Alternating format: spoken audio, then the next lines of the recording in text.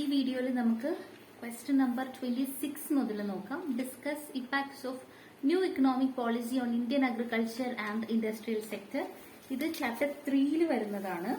അതിൽ reforms and agriculture എന്ന് പറഞ്ഞ ലാസ്റ്റ് ഒരു ഏരിയ ഉണ്ട്. അതിൽ economic reforms and high growth rate of GDP have not benefited agriculture. In fact, agriculture suffered during the reform period with only around 3% growth. Problems in agriculture are due to decline in public investment in agriculture, particularly in irrigation, power, rural roads, research, etc. Reduction in import duties on agricultural products leading to imports. Increase in price of agricultural inputs. ഇതൊക്കെയാണ് എഴുതേണ്ടത്. Then production shift from domestic market to export market. ഇതൊക്കെയാണ് എഴുതേണ്ടത്. പിന്നെ ചോദിച്ചിട്ടുണ്ട് നമ്മളോട് impact on industrial sector. അപ്പോൾ reforms and industry എന്നുള്ളതിൽ നിന്ന് എടുത്തെഴുതണം.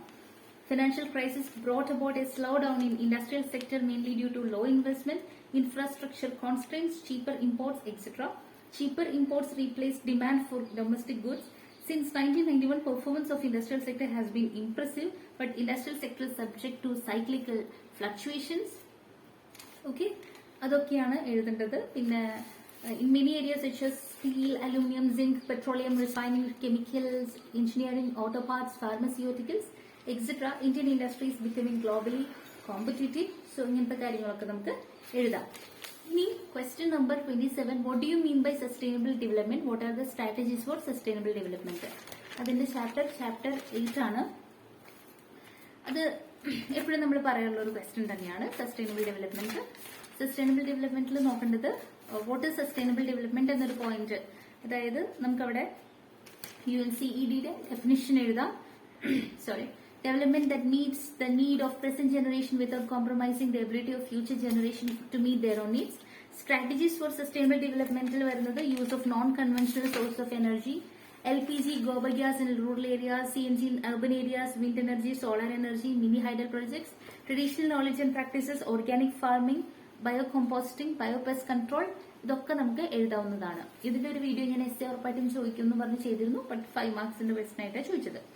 ഇനി question 28. In certain situation direct personal interview superior than investigation through mailed questionnaire. Explain. അപ്പോൾ നമ്മളോട് ഉദ്ദേശിക്കുന്നത് ഡയറക്ട് ഇന്റർവ്യൂയുടെ അഡ്വാൻറ്റേജസ് എഴുതാം, മെയിൽഡ് ക്വസ്റ്റ്യനെയറിന്റെ ഡിസഡ്വാൻറ്റേജസും വേണമെങ്കിൽ അങ്ങനെ എഴുതാട്ടോ. ഇവിടെ എന്താണ് പേഴ്സണൽ ഇന്റർവ്യൂ ഡയറക്ട് ഇന്റർവ്യൂന്റെ അഡ്വാൻറ്റേജസ്? ഹയസ്റ്റ് റെസ്പോൺസ് റേറ്റ് ആണ്, offers the facility of asking all types of questions, better method for framing open-ended questions, clarification of ambiguous questions possible to collect supplementary information. Mailing questionnaire inde demerits namukku venengi nokkam. Not suitable when respondents are illiterate, more time to respond, no provision for clarifying doubts, reactions cannot be watched, response rate may be comparatively low. So ഇങ്ങനെയൊക്കെ നോക്കുമ്പോൾ personal interview ആണ് better എന്നുള്ള രീതിയിൽ എഴുതിയാൽ മതി. പിന്നെ ഒരു problem ആണ്, അത് നമുക്ക് ചെയ്യാം. പിന്നെ ഒരു ബാർ ഡയഗ്രാം, അതായത് കോമ്പോണന്റ് ബാർ ഡയഗ്രാമിന്റെ ആണ്, അതും ചെയ്ത് കാണിക്കാം. അടുത്തത് എസ്എ ക്വസ്റ്റ്യൻ 31ാമത്തെ ചോദ്യം. In India several poverty alleviation programmes implemented. Explain these programmes. Poverty alleviation programmes chapter 4ലെയാണ്.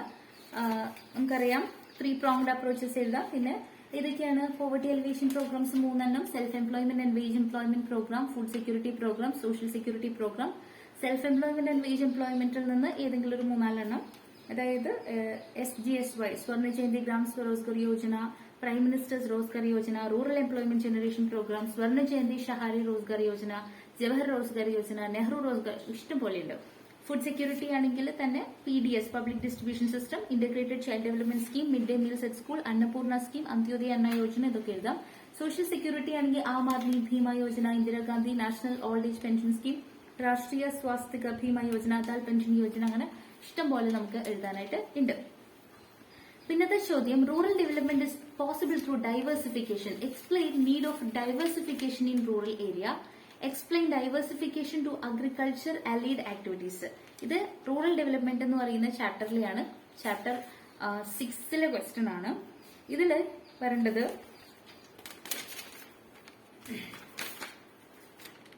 rural diversification. Farming sector needs diversification. 3 forms of diversification are diversification in crops, diversification to allied activities like livestock, poultry, fisheries, diversification to non-farm jobs.